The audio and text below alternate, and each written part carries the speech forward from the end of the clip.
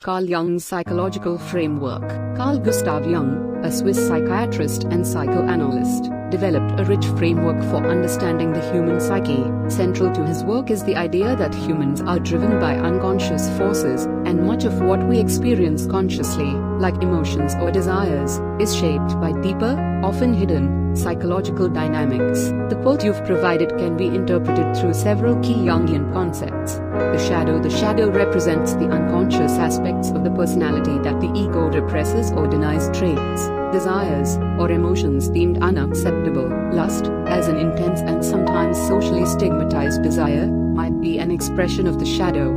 If someone is unaware of their shadow, they might project these unacknowledged desires onto external objects. For example, another person, mistaking them for lust when they're actually grappling with unprocessed inner conflicts or voids. Individuation. Jung believed that the ultimate goal of human development is individuation, the process of integrating the conscious and unconscious parts of the psyche to achieve wholeness. Emptiness often arises when someone is disconnected from their true self, living inauthentically or neglecting their inner world. What feels like lust might be a misdirected attempt to fill this void, rather than addressing the deeper need for self-understanding and integration. Projection. Jung described projection as the process of attributing unconscious feelings or desires to external people or objects. When someone feels empty or incomplete, they might project their longing for wholeness onto another person, interpreting it as lust or romantic obsession.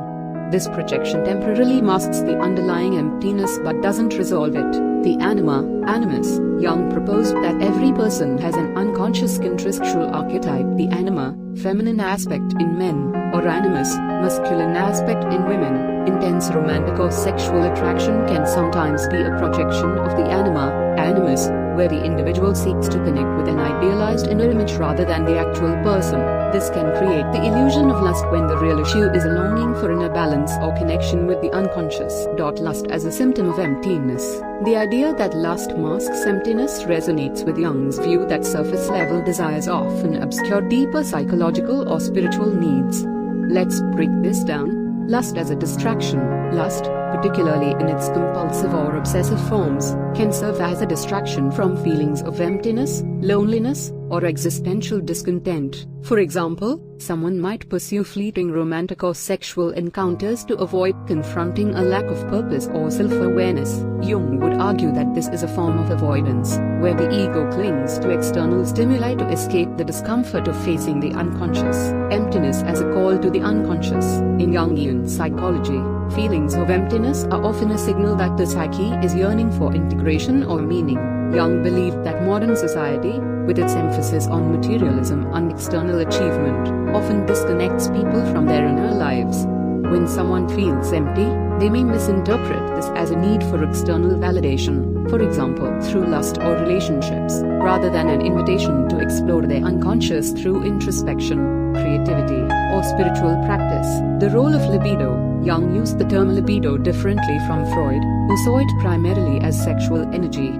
For Jung, libido was a broader psychic energy that drives all human motivation, including creativity, spirituality, and personal growth. What feels like lust might actually be misdirected libido energy that could be channeled into self-discovery or meaningful pursuits but instead gets fixated on external objects due to a lack of inner awareness.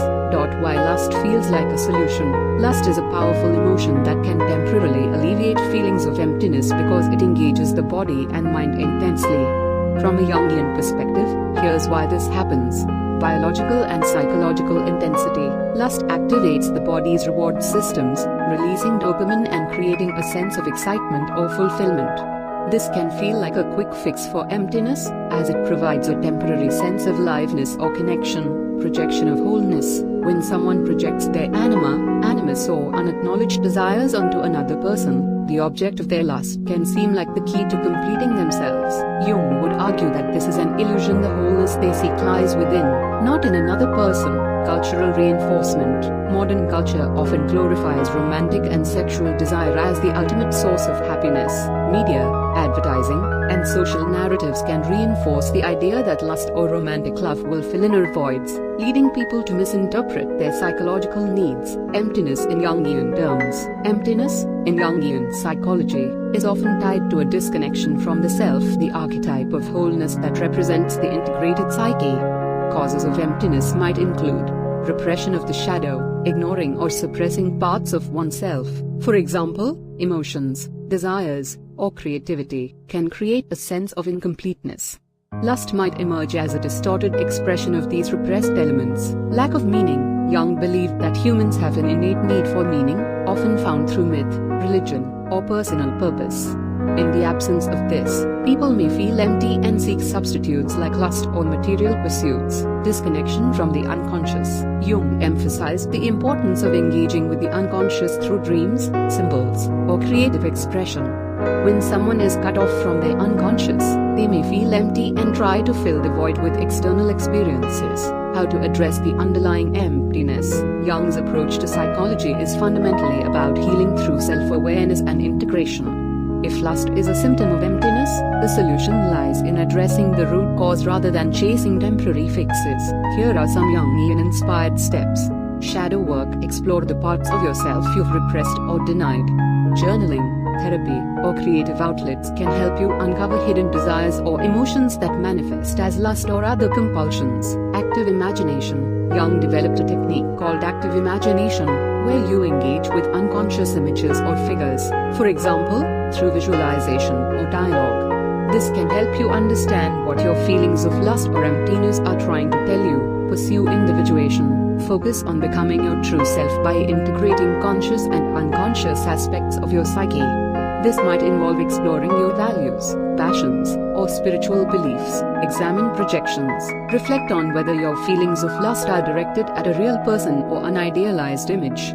Ask yourself, what am I seeking in this person that I feel is missing in myself? Find meaningful outlets for libido. Channel your psychic energy into creative, intellectual, or spiritual pursuits. Jung believed that libido could be transformed into art, self-discovery, or service to others. Broader system. It looks like your message was cut off. Based on the context, it seems you were asking for a detailed explanation of the idea that what feels like lust might actually be emptiness, as inspired by Carl Jung's psychology. I've provided a comprehensive response above, covering Jungian concepts like the shadow, individuation, projection, and the anima, animus, as well as practical steps to address underlying emptiness. If you meant to ask something specific about sex, broader implications or another aspect of this topic, please clarify, and I'll tailor the response further. For example, would you like me to explore real-world examples of how lust can mask emptiness, practical exercises for Jungian self-exploration, how this concept applies to modern relationships or culture, or something else entirely?